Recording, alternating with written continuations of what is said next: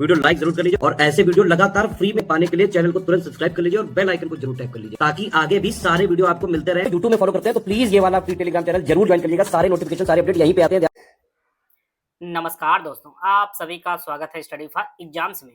दोस्तों, आज हम लोग भारतीय राज्य व्यवस्था को जो है डिटेल में समझेंगे और यह आपके आगामी एग्जाम इलाहाबाद हाई कोर्ट से जो पीएस, आरओ कंप्यूटर असिस्टेंट, लेखपाल, यूपी कांस्टेबल सहित जितने भी आगामी एग्जाम होने वाले हैं उन सभी के लिए काफ़ी बेनिफिशियल साबित होगा।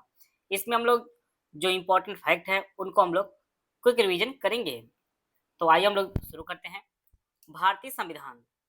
भारतीय संविधान की जो है पहली जो बैठक आयोजित की गई थी वह 9 दिसंबर 1946 को पहली बैठक जो है आयोजित की गई थी और इसकी जो अध्यक्षता है वह डॉक्टर सचिदानंद सिन्हा ने की थी और यह जो है संविधान सभा के अस्थायी अध्यक्ष चुने गए थे। और इसके बाद एक दिन के अंतराल पर जो है 11 दिसंबर वर्ष 1946 को बैठक आयोजित की गई और उस बैठक में जो है डॉक्टर राजेंद्र प्रसाद को संविधान सभा का जो है अस्थायी अध्यक्ष चुना गया। तो डॉक्टर सचिदानंद सिन्हा जो है वह भारतीय संविधान सभा के जो है अस्थायी अध्यक्ष थे और अस्थायी अध्यक्ष जो है वह 11 दिसंबर 1946 को चुने गए थे डॉक्टर राजेंद्र प्रसाद, जो बाद में जो है भारत के पहले राष्ट्रपति भी बने थे। 22 जुलाई 1947 को संविधान सभा ने जो है राष्ट्रीय ध्वज को अपनाया था। डॉक्टर भीमराव अंबेडकर की अध्यक्षता में 29 अगस्त 1947 को जो है प्रारूप समिति का गठन किया गया था और इस समिति में कुल जो सदस्यों की संख्या थी वह 7 थी और बी.एन. राव जो है यह संविधान सभा के संवैधानिक जो है सलाहकार चुने गए थे। कई बार परीक्षा में पूछा भी गया है। देश के विभाजन के पश्चात 31 अक्टूबर 1947 को संविधान सभा का जो है पुनर्गठन किया गया, जिसके पश्चात सभा में कुल सदस्यों की संख्या जो है वह 299 निर्धारित हुई और इसमें जो है कुल महिला सदस्यों की जो संख्या थी वह 15 थी। संविधान सभा में जो है कुल महिला सदस्यों की संख्या कितनी थी? 15 थी। परीक्षा में बार बार पूछा भी गया है। 26 नवंबर 1949 को भारत का जो संविधान अंगीकार किया गया अर्थात अपनाया गया और 26 जनवरी 1950 को जो है पूर्ण रूप से जो है यह संविधान लागू हुआ। अपनाया गया 26 नवंबर 1949 को और लागू जो है 26 जनवरी 1950 को जो है पूर्ण रूप से लागू होता है। और पहली वर्ष 2015 से जो है 26 नवंबर को संविधान दिवस जो है मनाया जा रहा है और हमारा संविधान बनने में कुल जो है 2 वर्ष 11 महीने और 18 दिन का पूरा समय लगता है और मूल संविधान में टोटल 22 भाग थे, 365 अनुच्छेद थे और 8 जो है अनुसूचियां थी। वर्तमान में जो अनुसूचियों की जो संख्या है वह 12 हो गई है। आइए हम लोग देख लेते हैं प्रारूप समिति के कौन कौन सदस्य थे उनके बारे में। प्रारूप समिति के टोटल 7 सदस्य थे जिसमें भीमराव अम्बेडकर जी अध्यक्ष थे। इसके अलावा अल्लाद कृष्णा स्वामी अय्यर थे, डॉक्टर के.एम. मुंशी थे, मोहम्मद सादुल्ला थे, गोपाला स्वामी अयंगर थे और एन माधवराव जो बी.एल. मित्र की जगह लिए थे और टी.टी. कृष्णाचारी जो डी.पी. खेतान की मृत्यु के बाद जो है जुड़े थे। तो प्रारूप समिति के जो अध्यक्ष थे वह भीमराव अम्बेडकर जी थे और इसके अन्य सदस्य जो है 6 अन्य सदस्य थे।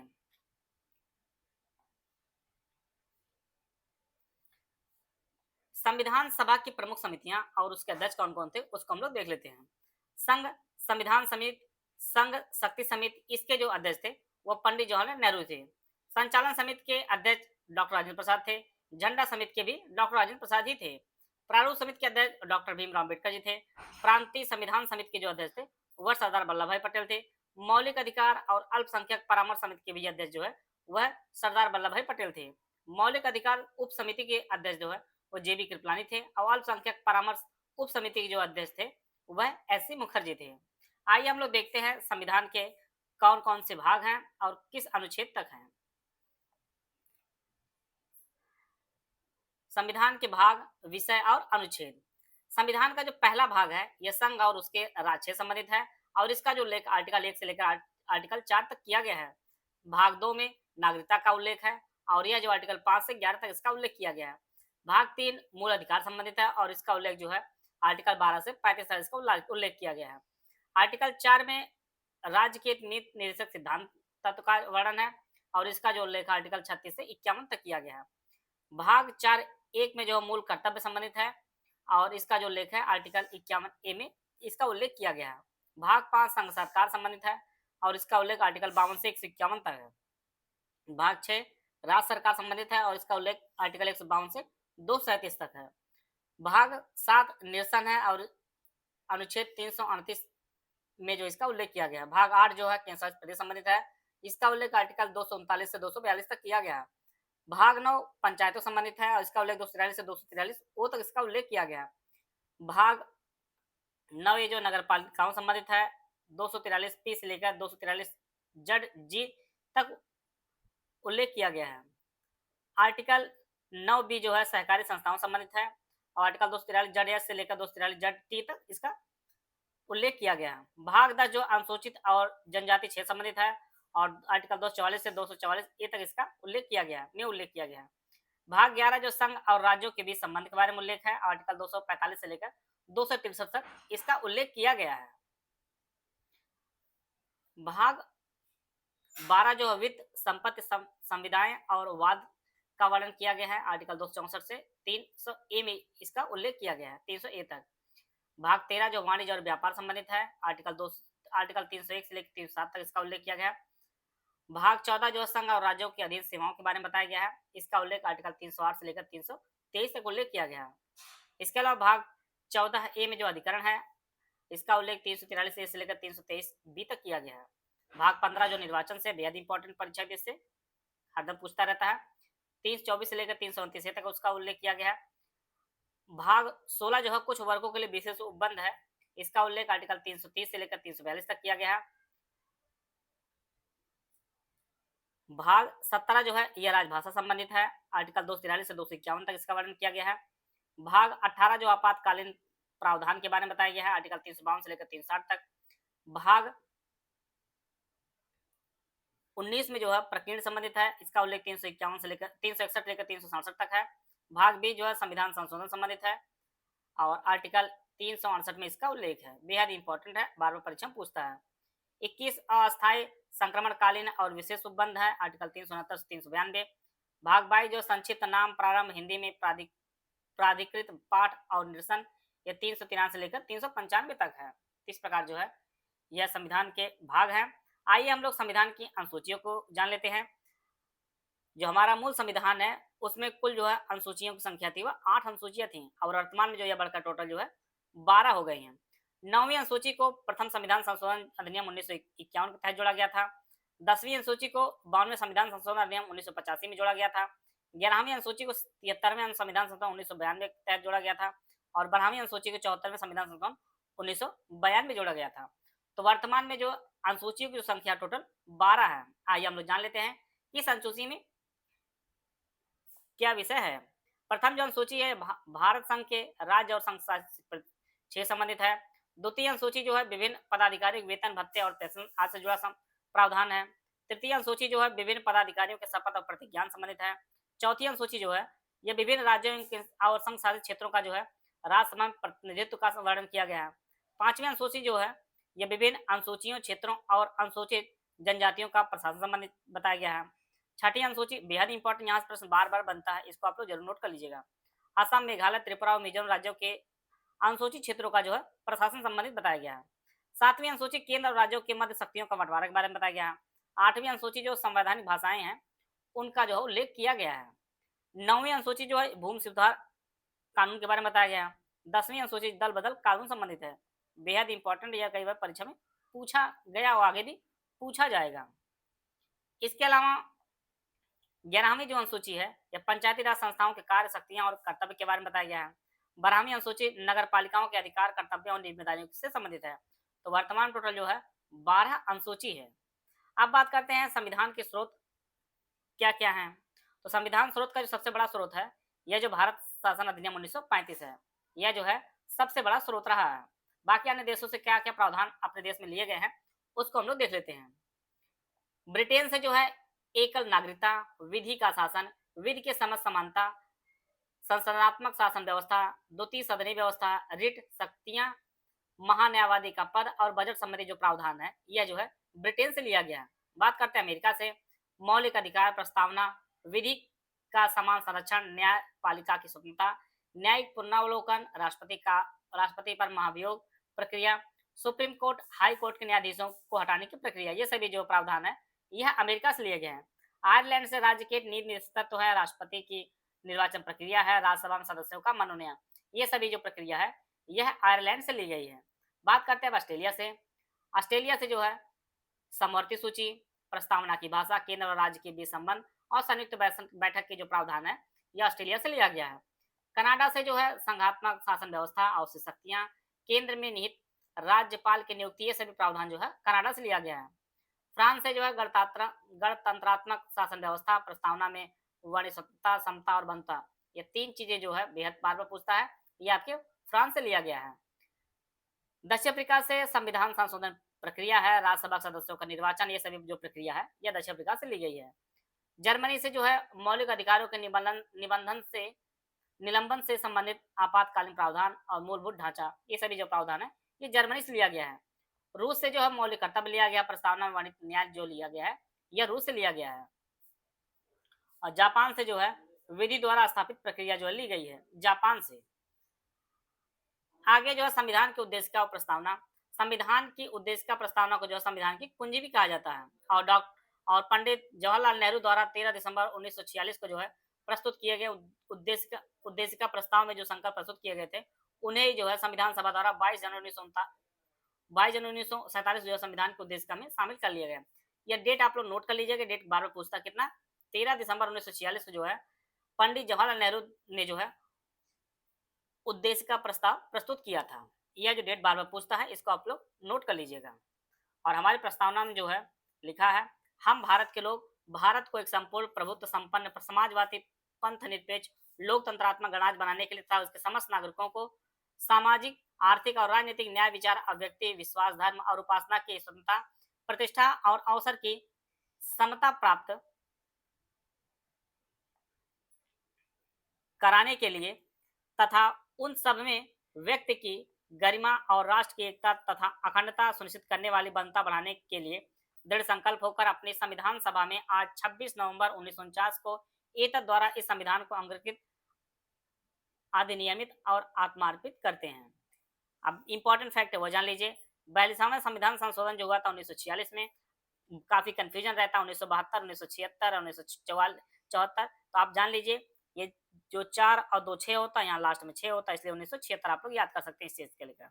4 2 6 तो 1976 में हुआ था 42वां संविधान संशोधन। इसमें 3 वर्ड जोड़े गए, समाजवादी, पंथ निरपेक्ष और अखंडता। बेहद इंपॉर्टेंट, बराबर पूछा जाता है और आगे भी पूछा जाएगा। संघ और इसका क्षेत्र, संविधान के भाग 1 के अंतर्गत जो आर्टिकल 1 से 4 तक संघ और इसके क्षेत्रों की चर्चा की गई है।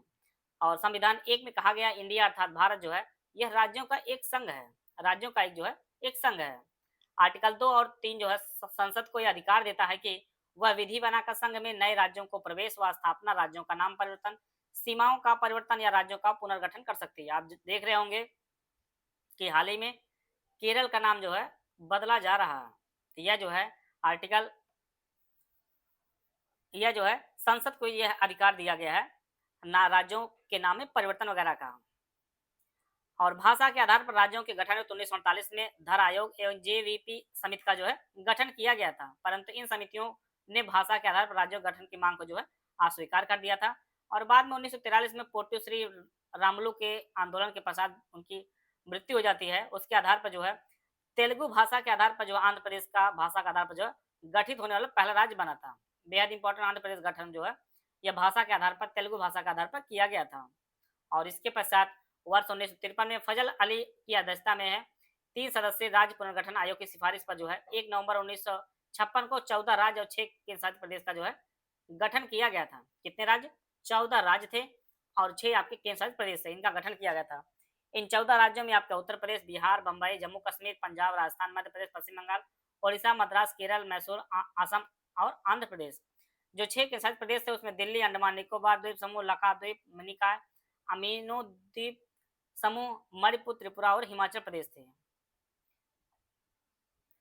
आइए 1956 के बाद जो है गठित जो नवीन राज्य हैं उनका गठन कब हुआ था उसको हम लोग देख लेते हैं। 1 मई 1960 को गुजरात का, 1 दिसंबर 1963 को नागालैंड का, 1 नवंबर 1966 को हरियाणा का, 26 जनवरी 1971 को हिमाचल प्रदेश जो 18वां बना था, 21 जनवरी 1972 को मणिपुर गठन, 21 जनवरी 1972 को त्रिपुरा, 21 जनवरी 1972 को मेघालय बना था और 16 मई 1975 को सिक्किम बना था 22वां राज्य।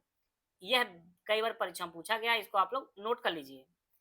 20 फरवरी 1947 को सॉरी 1987 को जो है मिजोरम बना था, 20 फरवरी 1987 को अरुणाचल प्रदेश बना था और 30 मई 1987 को जो है गोवा बना था 25वां राज्य। यह भी कई बार परीक्षा में पूछा गया, गोवा के बारे में बार बार पूछता रहता है, यह भी बेहद इंपॉर्टेंट है। 1 नवंबर 2000 को छत्तीसगढ़ मध्य प्रदेश से अलग होकर और 1 नवंबर 2000 उत्तराखंड बना था, यह उत्तर प्रदेश से अलग होगा। 15 नवंबर 2000 झारखंड हुआ था, बना था बिहार से अलग होगा और 2 जून 2014 को तेलंगाना बना था, 29वां राज्य बना था और यह आपके आंध्र प्रदेश से अलग होकर बना था। तो 3 जो राज्य हैं वह 2000 में ही बने थे और 2014 में जो है यह तेलंगाना बना था आंध्र प्रदेश से अलग होकर। आइए हम लोग देखते हैं केंद्र शासित प्रदेश का गठन किस प्रकार से हुआ है। 1 नवंबर 1956 को दिल्ली का गठन हुआ था, 1 नवंबर 1956 को लक्षद्वीप का, 1 नवंबर 1956 का अंडमान निकोबार द्वीप समूह, 16 अगस्त 1962 को पुडुचेरी, 1 नवंबर 1966 को चंडीगढ़, 31 अक्टूबर 2019 को जम्मू व कश्मीर और 31 अक्टूबर 2019 को जो लद्दाख हुआ था और 26 जनवरी 2020 को जो है दादर व नगर हवेली और दमन व दीव का गठन हुआ था। वर्तमान में भारत में जो 28 राज्य हैं, कितने राज्य? 28 राज्य हैं और 8 आपके यूटी है, केंद्र शासित प्रदेश है। अगला जो हमारा टॉपिक है आपका नागरिक। उत्तर प्रदेश लेखपाल 2025 के कंप्लीट स्टडी मटेरियल और टेस्ट सीरीज का बैच हमारा शुरू किया गया है। यह बैच आपको दोनों भाषाओं में उपलब्ध होगा। एकदम शुरू से बेसिक से सिर्फ सिलेक्शन पूरी तरह कराई जाएगी। एग्जाम ओरिएंटेड सिलेक्शन मटेरियल दिया जाएगा, कंप्लीट 50 नोट दिए जाएंगे, स्मार्ट बोर्ड रिकॉर्ड क्लासेस दी जाएंगी जिसे आप अनलिमिटेड व्यू एक्सेस आपको दिया जाएगा और 30 टेस्ट सीरीज में दी जाएगी। इसकी जो वैलिडिटी होगी एग्जाम तक इसकी वैलिडिटी होगी। इसका जो प्राइस एक्चुअल प्राइस है 999 एक्चुअल प्राइस है। इसमें आपको ज्ञान सर कूपन कोड यूज करेंगे, तो यहाँ पर लिखा गया सारे कैपिटल लेटर में ज्ञान सर है, जिसमें आप कूपन कोड यूज करेंगे तो आपको 50% डिस्काउंट मिलेगा। तो एक्चुअल जो फीस पे करनी होगी वो आपको 499 फीस पे करके जो है आप इस बैच से जुड़ सकते हैं। यह बैच मिलेगा कहाँ पर? तो यह बैच आपको ज्ञान सर एजुकेशन ऐप पर आपको उपलब्ध होगा। गूगल प्ले स्टोर से ज्ञान सर एजुकेशन ऐप डाउनलोड करके ज्ञान सर कूपन कोड यूज करके 499 फीस पे करके आप इस बैच से जुड़ के जो है आप अपने तैयारी को बेहतर कर सकते हैं। और 8 आपके यूटी है, केंद्र शासित प्रदेश है। अगला जो हमारा टॉपिक है आपका नागरिकता है। भारतीय संविधान के भाग 2 के अंतर्गत जो है आर्टिकल 5 से 11 तक जो है नागरिकता का वर्णन किया गया है। भारतीय संविधान में एक नागरिकता का प्रावधान किया गया है और इसका जो स्रोत है आपका ब्रिटेन है। अनुच्छेद 11 के तहत संसद को नागरिकता के संदर्भ में जो है विधि बनाने की जो अधिकार दिया गया है और संसद ने वर्ष 1955 नागरिकता के संदर्भ में जो है एक व्यापक कानून का निर्माण किया जिसे भारतीय नागरिकता अधिनियम भी कहा जाता है। इस प्रकार से अधिनियम के तहत नागरिकता प्राप्ति के जो है 5 और नागरिकता समाप्ति के जो है 3 तरीके का उल्लेख किया गया है। अगला जो टॉपिक है मौलिक अधिकार। संविधान के भाग 3 में जो है इसका उल्लेख किया गया है। आर्टिकल 12 से लेकर 35 तक मौलिक अधिकारों की चर्चा की गई, जिसका जो है स्रोत जो है अमेरिका का संविधान है। भारतीय संविधान के भाग 3 को जो है मैग्ना कार्टा भी कहा जाता है और यह जो है मौलिक अधिकार जो होते हैं यह राज्यों के विरुद्ध होते हैं। मौलिक अधिकार न्यायालय में जो है परिवर्तनीय होते हैं और मूल संविधान में जो है कुल मौलिक अधिकारों की जो संख्या थी वो टोटल 7 थी। बाद में जो है 44वां संविधान संशोधन जो 1978 में हुआ था, इसके तहत जो है संपत्ति के जो अधिकार जो आर्टिकल 21 में था उसे मौलिक अधिकार श्रेणी से समाप्त करके जो है भाग 12 के आर्टिकल 30A के तहत जो है कानूनी अधिकार बना दिया गया था। इस प्रकार जो है वर्तमान में मौलिक अधिकार जो कुल संख्या वो टोटल 6 है।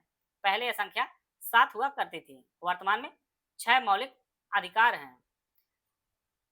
समता का अधिकार जिसका उल्लेख आर्टिकल 14 से 18 तक किया गया है। आर्टिकल 14 के बारे में देखते हैं। किसी राज्य किसी भी व्यक्ति को विधि के समक्ष समता और विधि के समान संरक्षण से जो है वंचित नहीं कर सकता है। आर्टिकल 12 में जो है राज्य को धर्म, जाति, नस्ल, रंग, लिंग, जन्मस्थान के आधार भेदभाव करने का जो है निषेध करता है। आर्टिकल 16 जो है सरकारी नियोजन में समानता का प्रावधान है और आर्टिकल 17 जो है अस्पृश्यता के उन्मूलन का प्रावधान है और आर्टिकल 18 जो है उपाधियों का उन्मूलन का प्रावधान है।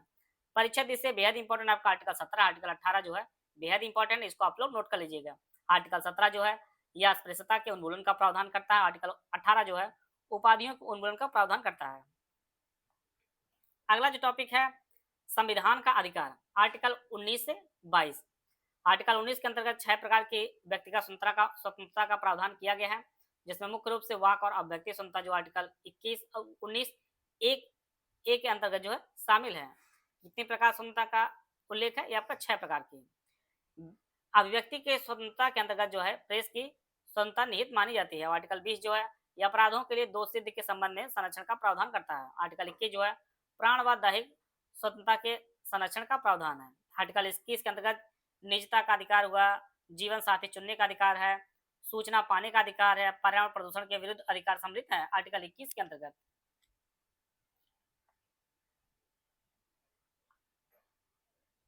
और यहाँ पे परीक्षा में अक्सर पूछता है आर्टिकल 20 और 21 के तहत जो है प्राप्त मौलिक अधिकारों किसी भी परिस्थिति में जो है निलंबित नहीं किया सकता। यह परीक्षा में बहुत बार पूछा है। आर्टिकल 21 ए जो है 6 से 14 वर्ष के बच्चों को निःशुल्क तथा अनिवार्य प्राथमिक शिक्षा का अधिकार देता है और इसे जो है 86वें संविधान संशोधन 2002 के तहत जो है जोड़ा गया था। आर्टिकल 22 जो है कुछ दशाओं में गिरफ्तारी व निरोध से संरक्षण का जो है प्रावधान करता है। किसी व्यक्ति को गिरफ्तारी के 24 घंटे के भीतर जो है यात्रा के समय को छोड़कर निकटतम मजिस्ट्रेट के जो है समझ प्रस्तुत करना अनिवार्य होता है। तो यह जो है कुछ इंपॉर्टेंट फैक्ट थे। यह 86वां संविधान संशोधन जो 2002 में हुआ था, यह भी कई बार परीक्षा में पूछा भी गया है। आगे भी परीक्षा के दृष्टि से बेहद इंपॉर्टेंट है। शोषण के विरुद्ध अधिकार आर्टिकल 23 से 24। आर्टिकल 23 में मानव के दुर्व्यापार, बलात्श्रम, बंधुआ मजदूरी, बेगारी आदि पर जो प्रतिबंध लगाता है। आर्टिकल 24 जो है 14 वर्ष से कम आयु के बच्चों के नियोजन पर जो है प्रतिबंध लगाता है। धार्मिक स्वतंत्रता का अधिकार आर्टिकल 25 से 28 तक है। आर्टिकल 25 में जो है अंतःकरण की स्वतंत्रता और अपने धर्म को मानने, आचरण करने और उसका प्रचार करने की स्वतंत्रता देता है। इसी प्रकार जो है सिखों को जो है कृपाण रखने की स्वतंत्रता देता है। सांस्कृतिक एवं शिक्षा का अधिकार आर्टिकल 29-30। यह जो अधिकार केवल भारतीय अल्पसंख्यकों को प्राप्त है। आर्टिकल 29 में जो है अल्पसंख्यक वर्ग को अपनी लिपि, भाषा व संस्कृति के संरक्षण का अधिकार दिया है। आर्टिकल 30 में जो है अल्पसंख्यक वर्ग को अल्पसंख्यक शिक्षण संस्थानों की स्थापना और संचालन का जो है अधिकार देता है। और परीक्षा में जो बार बार पूछता है संवैधानिक उपचारों का अधिकार जो आर्टिकल 32 कहा जाता है। आर्टिकल 32 तहत सर्वोच्च न्यायालय के मौलिक अधिकारों को जो है न्यायिक संरक्षण प्रदान करता है। डॉक्टर भीमराव अम्बेडकर ने आर्टिकल 32 को जो संविधान की हृदय और आत्मा कहा। यह लाइन बेहद इंपॉर्टेंट है। आर्टिकल 32 बार बार पूछता रहता है। आर्टिकल 32 को जो है संविधान का हृदय और आत्मा कहा गया है। आर्टिकल 226 तहत उच्च न्यायालय में भी मौलिक अधिकारों को न्यायिक संरक्षण जो है प्रदान करता है। मौलिक अधिकारों के न्यायिक संरक्षण में जारी किए गए आदेश को रिट या प्रादेश कहते हैं और यह जो टोटल 5 प्रकार के होते हैं। इसमें एक आपका बंदी प्रत्यक्षीकरण होता है, परमादेश होता है, प्रतिषेध होता है, उत्प्रेषण और अधिकार परीक्षा होता है। टोटल जो है 5 प्रकार के रिट जारी होते हैं। अगला जो टॉपिक है राज्य के नीति तत्व। संविधान के भाग 4 के अंतर्गत आर्टिकल 36 से 51 तक जो है राज्य के नीति तत्व की जो है चर्चा की गई है और इसका जो स्रोत है ये आयरलैंड के संविधान से इसे लिया गया है। राज्य के नीति निर्देशक तत्व का जो उल्लेख है यह कल्याणकारी और राज्य की स्थापना करना है।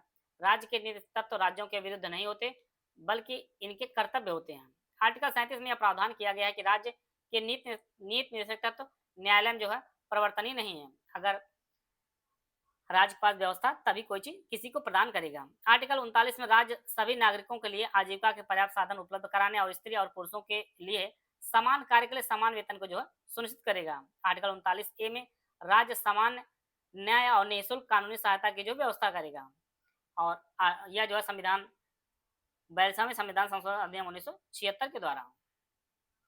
आर्टिकल 40 जो है राज्य ग्राम पंचायतों का गठन का जो है प्रयास करेगा। आर्टिकल 41 में राज्य कुछ दशाओं को काम, शिक्षा और लोक सहायता पाने के अधिकार को प्राप्त कराने के लिए उचित प्रबंध करेगा। आर्टिकल 42 में जो है राज्य काम की न्याय संगत और मानवोचित दशाओं तथा महिला प्रसूत सहायता का जो प्रबंध करेगा। आर्टिकल 43 में राज्य कर्मियों को न्यूनतम मजदूरी व कुटीर उद्योगों में संवर्धन करने का जो है प्रयास करेगा। आर्टिकल 44 राज्य संपूर्ण राज्य क्षेत्र में समान नागरिक संहिता को जो है लागू करने का प्रयास करेगा। आर्टिकल 45 राज्य 6 वर्ष से कम आयु के बच्चों की बाल्यावस्था की देखरेख और उनके उचित शिक्षा का जो है प्रबंध करेगा। आर्टिकल 46 में जो है राज्य अनुसूचित जातियों, जनजातियों तथा अन्य दुर्बल वर्गों की शिक्षा तथा आर्थिक हितों में वृद्धि का प्रयास करेगा। आर्टिकल 47 में जो है राज्य लोगों के पोषाहार स्तर, जीवन स्तर और लोक स्वास्थ्य को बनाए रखने के लिए उचित प्रबंध करेगा। इसका जो उल्लेख है आर्टिकल 47 में किया गया है। इसी प्रकार आर्टिकल 48 में जो है राज्य वैज्ञानिक दृष्टिकोण से कृषि और पशुपालन को बढ़ावा देगा और दुधारू जानवरों की बलि पर जो है प्रतिबंध लगाने का प्रयास करेगा। और बेहद इंपॉर्टेंट 48 ए है राज्य पर्यावरण के संरक्षण और संवर्धन का तथा वन्य जीवों की रक्षा का प्रयास करेगा। आर्टिकल 42 संविधान के 42वां संविधान संशोधन 1976 द्वारा, ये कई बार परीक्षा में पूछा भी गया है और बेहद इंपॉर्टेंट। आर्टिकल 49 जो है राज्य राष्ट्रीय महत्व के स्मारकों, स्थानों तथा वस्तुओं के संरक्षण का प्रयास करेगा। आर्टिकल 50 जो है राज्य लोक सेवाओं के न्यायपालिका को कार्यपालिका से पृथक करने का प्रयास करेगा। आर्टिकल 51 में राज्य अंतर्राष्ट्रीय शांति और सुरक्षा की अभिवृद्धि का जो है प्रयास करेगा। अगला जो टॉपिक आपका वह है मौलिक कर्तव्य का है। संविधान के भाग 4(a) के अंतर्गत आर्टिकल 51(1) में जो है मौलिक कर्तव्यों की चर्चा की गई, जिसका स्रोत जो है रूस का संविधान है। सरदार स्वर्ण सिंह समिति की अनुशंसा पर जो प्रधानमंत्री इंदिरा गांधी के शासनकाल में जो है 42वें संविधान संशोधन 1976 द्वारा मौलिक कर्तव्यों को सम्मिलित किया गया था। पहले जो कुल मौलिक कर्तव्य टोटल 10 जोड़े गए थे, परंतु वर्तमान में जो है इनकी संख्या 11 है और 11वें मौलिक कर्तव्य जो है 46वें 86 संविधान संशोधन अधिनियम 2002 के तहत जोड़ा गया था। तो वर्तमान में जो है मौलिक कर्तव्यों की संख्या जो है 11 है।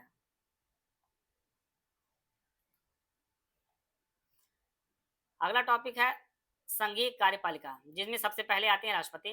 राष्ट्रपति जो देश का प्रथम नागरिक होता है। आर्टिकल 53 के तहत जो है संघीय कार्यपालिका का जो प्रमुख होता है वह राष्ट्रपति होता है। राष्ट्रपति निर्वाचन अप्रत्यक्ष निर्वाचन प्रणाली के तहत जो है एक निर्वाचन मंडल द्वारा होता है और इसके निर्वाचन मंडल में लोकसभा, राज्यसभा के निर्वाचित सदस्य, सभी राज्यों की विधानसभाओं के निर्वाचित सदस्य और दिल्ली और पुडुचेरी विधानसभा जो है निर्वाचित सदस्य जो है इसमें भाग लेते हैं। राष्ट्रपति को उम्मीदवार को लोकसभा का सदस्य चुने जाने की योग्यता रखना अनिवार्य होता है। वर्तमान में जो हमारे राष्ट्रपति हैं वह द्रौपदी मुर्मू जी है, जिन्हें आप इस प्रकार से चित्र के माध्यम से देख सकते हैं।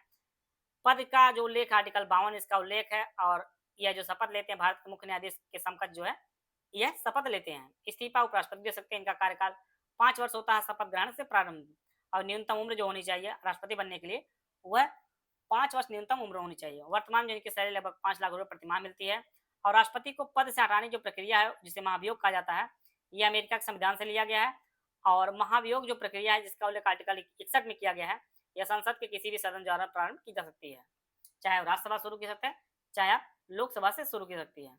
लेकिन इसके लिए महाभियोग प्रस्ताव लाने से 14 दिन पूर्व जो है राष्ट्रपति को लिखित सूचना देना अनिवार्य होता है। अब आर्टिकल 62 में यह उल्लेख है कि किसी भी कारणवश राष्ट्रपति का पद जो है 6 माह से अधिक जो है समयातिरिक्त नहीं रह सकता, उससे पहले चुनाव करके दूसरे लोगों को राष्ट्रपति बनाया जाना अनिवार्य है। आर्टिकल 71 तक राष्ट्रपति तथा उपराष्ट्रपति चुनाव संबंधी जो अगर विवाद होता है तो यह केवल सर्वोच्च न्यायालय जो है इसे हैंडल करेगा। राष्ट्रपति के कार्य और शक्तियां संघ की कार्यपालिका की समस्त शक्तियां जो राष्ट्रपति नियुक्त होती हैं और राष्ट्रपति संघ सरकार के महत्वपूर्ण अधिकारियों की नियुक्ति करते हैं, जैसे प्रधानमंत्री, संघीय मंत्रिपरिषद के सभी मंत्री, सुप्रीम कोर्ट, हाई कोर्ट के न्यायाधीश, राज्यपाल, केंद्र शासित प्रदेशों के प्रतिनिधि जो होते हैं, तीनों सेनाओं के प्रमुख, दिल्ली के मुख्यमंत्री सहित सभी मंत्री, महान्यायवादी, नियंत्रक, महालेखा परीक्षा की जो है नियुक्ति करता है। राष्ट्रपति तीनों सेनाओं का जो है प्रमुख होता है और आर्टिकल 72 तक राष्ट्रपति को जो न्यायालय द्वारा दी गई सजा दंड के मामले में जो है क्षमादान करने की भी शक्ति प्राप्त होती है। आर्टिकल 80 के तहत जो राष्ट्रपति को जो है राज्यसभा में 12 सदस्यों को मनोनयन का अधिकार प्राप्त होता है जो कला, साहित्य, विज्ञान, समाज सेवा आदि से जुड़े हों। आर्टिकल 85 के तहत जो राष्ट्रपति को संसद सत्र को आहूत करने, सत्रावसान करने और लोकसभा के जो है विघटन करने संबंधी जो अधिकार प्राप्त है। आर्टिकल 108 के तहत राष्ट्रपति की जो संसद के दोनों सदनों को संयुक्त अधिवेशन बुलाने के जो अधिकार प्राप्त है और जिसकी अध्यक्षता जो है लोकसभा अध्यक्ष करता है। संयुक्त अधिवेशन की जो अध्यक्षता है वह लोकसभा अध्यक्ष करता है, बुलाता राष्ट्रपति है, अध्यक्षता जो है लोकसभा अध्यक्ष करता है। आर्टिकल 111 के तहत जो है राष्ट्रपति को संसद के दोनों सदनों द्वारा पारित विधेयकों पर वीटो निषेधाधिकार शक्ति को भी प्राप्त है और यह 3 प्रकार की होती है। यह अत्यांतिक होती है, निलंबनकारी होती है और जेबी वीटो होती है। आर्टिकल 23 के तहत राष्ट्रपति जो है संसद का सत्र न चलने की स्थिति में अध्यादेश जारी कर सकता है। आर्टिकल 43 तहत जो है राष्ट्रपति किसी भी विधिक मामले में सर्वोच्च न्यायालय से जो है परामर्श ले सकता है। देखिए परामर्श ले सकता है लेकिन मानने के लिए बाध्यकारी नहीं होता है। अनुच्छेद 280 के तहत राष्ट्रपति जो है प्रत्येक 5 वर्ष में जो है वित्त आयोग का गठन करता है। आपातकाल की स्थिति में राष्ट्रपति जो विशेष शक्तियां प्रदान की गई है राष्ट्रपति को। आर्टिकल 252 तहत युद्ध, बाह्य आक्रमण और सशस्त्र विद्रोह के दौरान जो है राष्ट्रीय आपातकाल घोषणा कर सकता है। आर्टिकल 256 तहत राज्य का संवैधानिक तंत्र विफल होने की स्थिति में राज्य आपातकाल, जिसे हम लोग राष्ट्रपति शासन कहते हैं, उसकी भी घोषणा करता है। आर्टिकल 360 तहत देश के जो है आर्थिक स्थिति खराब होने की दशा में वित्तीय आपातकाल घोषणा कर सकता है। अभी तक यह आर्टिकल 360 भारत में कभी लगा नहीं है और ना ही उम्मीद करते जल्दी लगे इस चीज के लिए। उपराष्ट्रपति का पद, संविधान के आर्टिकल 63 में यह प्रावधान किया गया कि भारत का एक उपराष्ट्रपति भी होगा। उपराष्ट्रपति का निर्वाचन अप्रत्यक्ष निर्वाचन प्रणाली के तहत एक निर्वाचन मंडल द्वारा होता है, जिसमें संसद के दोनों सदनों के सभी सदस्य होते हैं। उपराष्ट्रपति के उम्मीदवार को राज्यसभा का सदस्य चुने जाने की योग्यता रखना अनिवार्य होता है। आप जानते हैं कि राज्यसभा का सभापति ही उपराष्ट्रपति ही होता है। उपराष्ट्रपति के पद का जो उल्लेख है आर्टिकल 63 में किया गया है, और यह इसका जो पद है यह अमेरिका के संविधान से लिया गया है, और यह राष्ट्रपति के समकक्ष जो है शपथ लेता है और इस्तीफा जो राष्ट्रपति देता है। इसका कार्यकाल 5 वर्ष होता है। शपथ ग्रहण करने से प्रारंभ और न्यूनतम उम्र जो है उपराष्ट्रपति बनने के लिए 35 वर्ष होनी चाहिए। आप इस प्रकार से जो है भारत के उपराष्ट्रपति जी को देख सकते हैं। उपराष्ट्रपति को उसके पद से कार्यकाल से पूर्व भी जो है महाभियोग द्वारा हटा सकता है, और हटाने संबंधी जो महाभियोग आएगा यह सर्वप्रथम राज्यसभा में आएगा। देखिए, राष्ट्रपति को किसी भी सदन में पहले ला सकता है महाभियोग, लेकिन उपराष्ट्रपति के लिए सर्वप्रथम राज्यसभा में पेश किया सकता है। उपराष्ट्रपति कार्यकाल एवं शक्तियां, उपराष्ट्रपति जो है यह राज्यसभा का पदेन सभापति होता है। उपराष्ट्रपति राज्यसभा की कार्यवाही को सुचारू रूप से चलवाता है, और राष्ट्रपति का पद अगर किसी का रिक्त होता है तो यह कार्यवाहक राष्ट्रपति के रूप में कार्य करता है। आइए अगला टॉपिक को हम लोग देखते हैं, संघीय मंत्रिपरिषद एवं प्रधानमंत्री। आर्टिकल 74 के तहत राष्ट्रपति को विचार विमर्श व सहायता देने हेतु जो है एक संघीय मंत्रिपरिषद होती है, जिसका मुखिया जो है प्रधानमंत्री होता है। संघीय मंत्रिपरिषद के सभी मंत्री जो है संसद के सदस्य होते हैं। संघीय मंत्रिपरिषद के सभी मंत्रियों की जो नियुक्ति है राष्ट्रपति जो है यह प्रधानमंत्री की सलाह पर करता राष्ट्रपति है, लेकिन सलाह प्रधानमंत्री से लेकर करता है। संघीय मंत्रिपरिषद के सभी मंत्री जो है राष्ट्रपति के प्रसाद पर्यंत जो है कार्य करते हैं। संघीय मंत्रिपरिषद के सभी मंत्री जो है सामूहिक रूप से लोकसभा के प्रति उत्तरदायी होते हैं। यह बेहद इंपॉर्टेंट, कई बार परीक्षा में पूछा गया है। मंत्रिपरिषद, संघीय मंत्रिपरिषद में जो है 3 प्रकार के मंत्री होते हैं। कैबिनेट मंत्री होते हैं, फिर राज्य मंत्री, फिर आपके स्वतंत्र प्रभार मंत्री होते हैं। संघीय मंत्रिपरिषद में कुल मंत्रियों की जो संख्या होती है प्रधानमंत्री समेत लोकसभा सदस्यों कुल संख्या का जो है 15% से अधिक नहीं की जा सकती। यह भी परीक्षा में बेहद इंपॉर्टेंट, इसको नोट कर लीजिएगा, कई बार परीक्षा में पूछा भी गया है। आर्टिकल 75 के तहत राष्ट्रपति प्रधानमंत्री की नियुक्ति करता है और अन्य मंत्रियों की नियुक्ति जो है प्रधानमंत्री की सलाह पर करता है। प्रधानमंत्री आप जानते हैं वर्तमान नरेंद्र मोदी जी प्रधानमंत्री पद पर हैं, जिन्हें आप इस प्रकार से हाथ जोड़े हुए देख सकते हैं।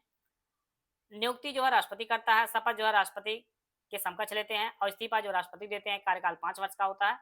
अगर आप पीएम बनना चाहते थे, इनकी जो उम्र होनी चाहिए आपकी 25 वर्ष होनी चाहिए। प्रधानमंत्री कार्य शक्तियां, प्रधानमंत्री संघीय कार्यपालिका जो है वास्तविक प्रमुख होता है। मुखौटा सिर्फ राष्ट्रपति का होता है, लेकिन वास्तविक जो शक्तियां होती है वो प्रधानमंत्री के हाथ में होती है। प्रधानमंत्री जो नीति आयोग का जो पदेन अध्यक्ष भी होता है, और राष्ट्रीय विकास परिषद का पदेन अध्यक्ष भी होता है। और आर्टिकल 85 के तहत जो है राष्ट्रपति प्रधानमंत्री की सलाह पर जो है लोकसभा को विघटित या भंग कर सकता है। अगला टॉपिक आपका महान्यायवादी है। संविधान के आर्टिकल 76 के तहत जो संघीय मंत्रिपरिषद के सलाह पर राष्ट्रपति जो है महान्यायवादी की नियुक्ति करता है। महान्यायवादी देश का जो सर्वोच्च कानूनी सलाहकार होता है। महान्यायवादी को देश के किसी भी न्यायालय में सुनवाई करने का अधिकार प्राप्त होता है। महान्यायवादी संसद का सदस्य नहीं होता, लेकिन उसमें कार्यवाही में जो भाग ले सकता है, सदन को संबोधित कर सकता है, लेकिन जो है वह किसी भी सदन में जो है मत नहीं दे सकता है। और इसके जो योग्यताएं सर्वोच्च न्यायालय के न्यायाधीश के समान होती है। भारत के पहले जो महान्यायवादी थे वह एम सीतलवाड़ थे, और वर्तमान जो महान्यायवादी हैं वह आर वेंकट रमणी जो है यह है, जिन्हें आप इस चित्र के माध्यम से देखते हैं, यह भारत के न्यायवादी हैं। आशा है आप सभी को बहुत कुछ जानने को मिला होगा। मिलते हैं नेक्स्ट वीडियो, तब तक जय भारत।